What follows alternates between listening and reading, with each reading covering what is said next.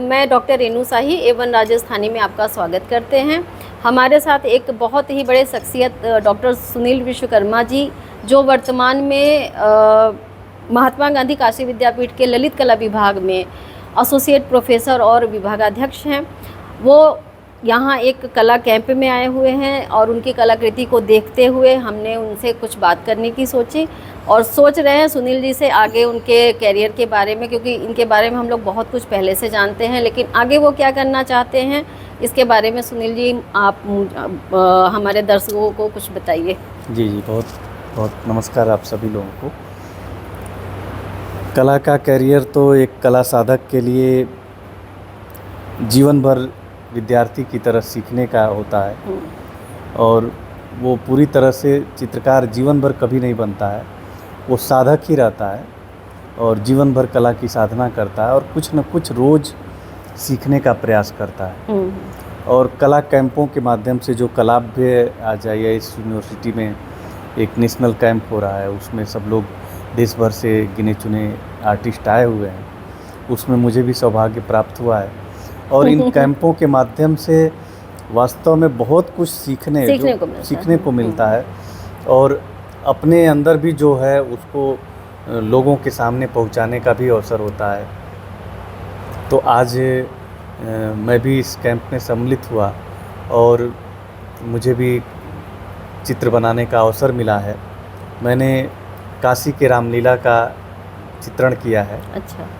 क्योंकि राममय पूरा देश हुआ है इस समय। हाँ, तो ऐसे तो हमारा विषय पहले से ही राम के ऊपर था और काशी की रामलीला पर मैं बहुत लंबे समय से काम कर रहा हूँ, तो उसी सीरीज का एक चित्र मैंने आगे आज इस कैंप में बनाया है और एक और काशी के साधु संतों के ऊपर एक चित्र बना रहा हूँ।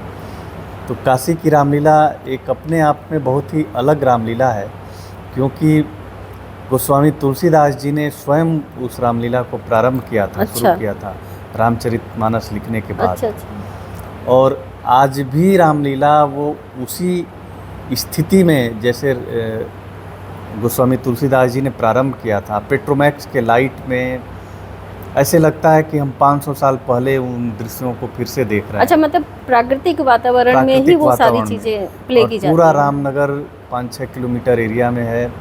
पूरे 5-6 किलोमीटर एरिया में कहीं चित्रकूट है, कहीं अयोध्या है, कहीं लंका है, कहीं माने जगह जगह जो रामायण के जो भी प्रमुख स्थल हैं उन स्थलों को अलग अलग नाम से जाना जाता है और वहाँ पे लीलाएं होती हैं। तो उसी के एक दृष्टांत को मैंने यहाँ पे चित्रित किया है। राम लक्ष्मण चूँकि मुकुट पहने हुए हैं और वनवास का वो दृश्य है। अच्छा। तुलसीदास जी कभी नहीं मानते थे कि उनको वनवास में भी राजा नहीं थे, क्योंकि राजा की तरह उनका स्वभाव जीवन भर रहा। वनवासी रहते हुए भी एक राजा की तरह सभी जन लोगों का कल्याण उन्होंने किया राम जी ने। और चाहे सुग्रीव का सहायता करना हो, चाहे विभीषण को एक वो राज्य देना हो, निषाद राज को जो भी गति देना हो, सबरी से मिलना हो, जो भी उन्होंने वनवास के प्रकरण में जो भी कार्य किया वो बहुत ही अनोखा था और उस समय वो राजा के ही दृष्टि से उन्होंने पूरा निर्णय लिया उस सभी लोगों के साथ। अच्छा, तो ये मुकुट प्रतीकात्मक बन गया है उनके राजा होने का। वनवास में भी तुलसीदास जी ने राम जी को मुकुट ही में देखना चाहा। अच्छा, एक चीज़ ये पूछना चाह रहे थे, जैसे अपना तुलसी घाट है वाराणसी में, तो मानते हैं कि वहीं पे वो रामचरितमानस लिखा गया था। जी। तो यानी कि वो जो रामलीला है वहाँ उस सब एक जगह संबंधित है। जी जी, ऐसे तो बनारस में बहुत सारी जगहों पे रामलीला होती है, लेकिन रामनगर का रामलीला तुलसीदास जी ने प्रारंभ किया, जो कि शायद विश्व प्रसिद्ध भी है, पूरे विश्व में सुप्रसिद्ध है और प्रथम रामलीला वहीं की गई। ठीक है सर, धन्यवाद आपका और आपकी कलाकृतियों के दर्शन करेंगे। आप लोगों का भी धन्यवाद, फिर मिलते रहेंगे।